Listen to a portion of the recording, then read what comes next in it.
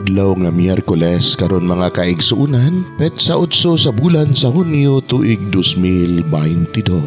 Ang pagbasa kinutlo gikan sa Ebanghelyo sumala ni San Mateo kapitulo 5 bersikulo 17 ngadto sa 19. Si Jesus miingon ngadto sa iyang mga tinunan, "Ayaw ninyo huna-huna nga mianhi ako aron pagsalikway sa balaod ni Moises og sa mga pagtulunan sa mga propeta. Wala ako muanhi aron pagsalikway niini, kundili aron pagtuman hinuon sa hustong kahulugan.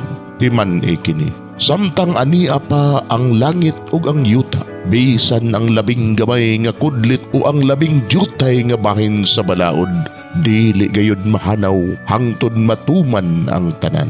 Busa ang dili magtuman bisan sa labing gamayng bahin sa kasuguan ug nagtudlo sa uban sa pagbuhat sa ingon, mahimong labing ubos sa gingharian sa langit. Apan ang magtuman sa balaod ug magtudlo sa uban sa pagbuhat sa ingon, mahimong dako sa gingharian sa langit." Mga igsuon, ang Ebanghelyo sa Ginoo. Daygon ikaw, o Kristo.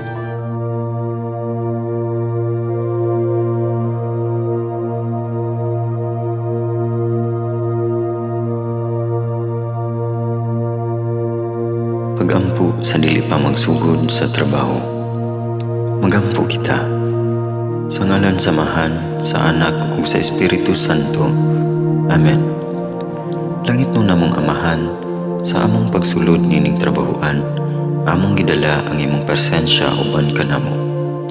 Among gipamulong ang imong kalinaw, imong grasya, imong kaluoy, ug ang imong perpektong hanay sa among mga trabaho.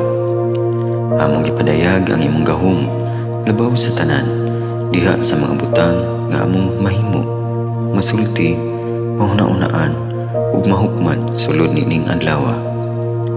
Ginoo, nagapasalamat kami sa gasa sa kinabuhi, niining bagong adlaw, niining kahigayunan nga kami nakasulod sa trabaho ug mamahimong parte niining nga grupo. Salamat sa mga gasa nga imong gitugyan kanamo. Hamong gamiton kini diha sa pagimaya kanimo. Hatagi kami sa kusog ug kadasig sa pagbuhat sa among mga trabaho. Panalangini ang among mga proyekto, mga ideya ug kusog, aron sa ingon bisan sa pinakagamay namong mga kalampusan, magahatag kini sa imong himaya. Ubani kami Ginoo sa among pagtrabaho nining adlaw. Puna kini nga lugar sa inspirasyon ug kusog. Tabangi kami nga magtrabaho isip usa ka grupo nga mapakita sa usag-usa ang kamaayo. Himuha kami nga maayo nga makabot namo ang mga butang nga kinahanglan namong buhaton. Himuha kini nga lugar nga puno sa kalipay ug panaghigalaay, ug kamugaway ug kalinaw ang mapatigbabaw niining dapita. Ginoo, kung kami anaa sa kalibog, giyahi kami.